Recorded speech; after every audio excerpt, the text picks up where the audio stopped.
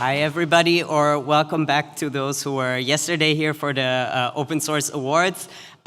One thing I can say about this week is that open source policy has really come a long way in the last decade. When I came first to Brussels, open source policy wasn't really a thing, and it's really thanks to the work of Open Forum Europe, of Sashiko, Aster, and the whole team to bring open source on this center stage in Brussels where I think it belongs. And of course, in this 10, 15 years since I started working on digital policy, the world has also changed quite a lot. And I think it's important to keep this radical notion alive that open source is showing that people can collaborate all over the world across border on building something together. And on GitHub, 150 million developers are collaborating across national borders. And today, more than ever, we have to protect and we have to nourish this miracle of open collaboration. This morning, we've heard on a panel what open source can do for Europe. I want to talk about what open source has already done for Europe. So, Commission Vice President Henna Virkkunen said in her confirmation hearing late last year that open source has been a European success story. And it's quite true. GitHub actually has the numbers to back it up. For the second year in a row, EU public code contributions have been higher than those from the US.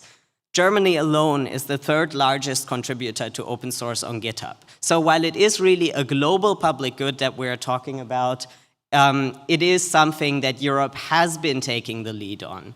It is an infrastructure, and like all public infrastructure, we only really notice it when it fails. As Nadia Ekbert has put in her seminal work, Roads and Bridges, our modern society, everything from hospitals to stock markets to newspapers and social media runs on software. And that software relies on free public code. Much like roads or bridges, which anyone can walk or drive on, open source code can be used by anyone, but the financial support for this digital infrastructure is still hard to come by. 11 years ago, when I was elected to the European Parliament, one such bridge had just collapsed. At the time, the Heartbleed vulnerability was making headline, a critical bug in the open source library OpenSSL that could be abused to gain access to private data. Heartbleed at the time showed us that we all rely on open source software that is often provided by underfunded maintainers. And this public attention at the time helped me to convince my peers in the European Parliament and the European Commission to start the first pilot project for open source security in the EU budget, which was called FOSSA. And since then, FOSSA was renewed. Eventually, it helped lead to the start of the EU's Open Source Program Office. And a few years later, when I was working in Germany as a board member of Open Knowledge Foundation Germany, I helped to convince the German government to create the Sovereign Tech Fund, now the Sovereign Tech Agency, a public sector fund for basic open source technologies. And kind of like with FOSSA, the Sovereign Tech Agency also may not have ever come to existence if it hadn't been for crumbling bridges left and right. At the time, during the first Trump administration, there was a risk that the US Open Technology Fund would be defunded.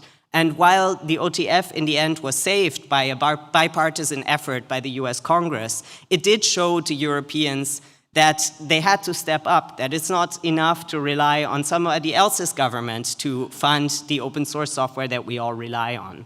Then, shortly after that, the Log4Shell vulnerability exposed the world's largest companies as well as all kinds of public authorities. And it probably cost millions and millions to defend against and to fix this.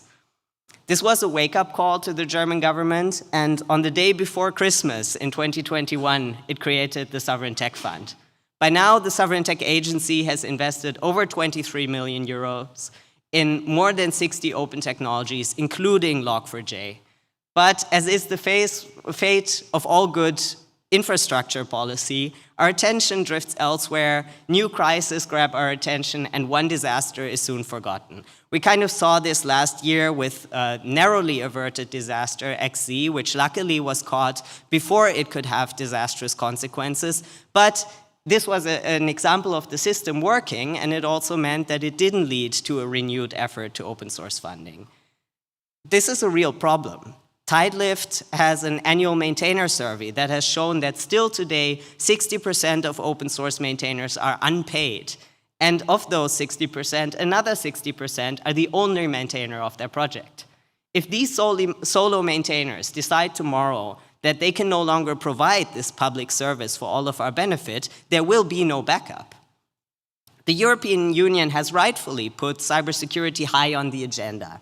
When we're looking at the IT backbone of our industry, the software that runs our public services, or all the Internet of Things devices that we have in our kitchens, unmaintained software makes us vulnerable to attacks and to accidental outages of critical systems. The EU response to this cybersecurity challenge of software has been the Cyber Resilience Act, which rightfully puts the responsibility on manufacturers of software products to ensure security of the supply chain, including open source. In the best case, this could have a positive effect on open source maintainers. Mike of Eclipse Foundation mentioned earlier that today the industry does invest in open source through foundations or through making their developers work on open source projects. This support has amounted to at least $1.7 billion in 2023, according to a survey that GitHub did together with Harvard and the Linux Foundation. But this is obviously not enough. In the best case, the Cyber Resilience Act will incentivize industry to do more. And at GitHub, we are committed to doing our part in this effort. That's why we have just launched the GitHub Secure Open Source Fund. Here we have a consortium of different partners from industry who are pooling money and funding maintainers to provide them with cybersecurity training that will put them on track to running more secure open source projects. It is trying to address a very specific problem. The Secure Open Source Fund is designed to increase security of relatively new, fast-growing projects that are dependencies for larger projects. Because not every person who becomes a maintainer of a critical open source project actually planned to become one. At the beginning, they might just be working on a cool problem that they have with their own project. They develop a solution, and then they share it with others, and it takes off like a rocket. Before they know it, their cool project has become a critical piece of infrastructure that companies and public administrations rely on. By identifying and supporting such projects early on, we can help them think about security and sustainability from the start and not become overwhelmed.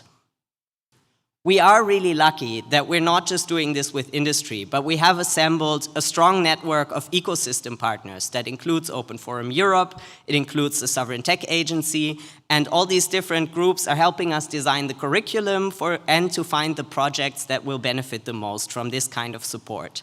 A lot of knowledge about the open source ecosystem is not held by companies. It is held by nonprofits, by public funders like the Sovereign Tech Agency, by academics, and by community initiatives. Treating open source as a public good means that we all need to work together to maintain it.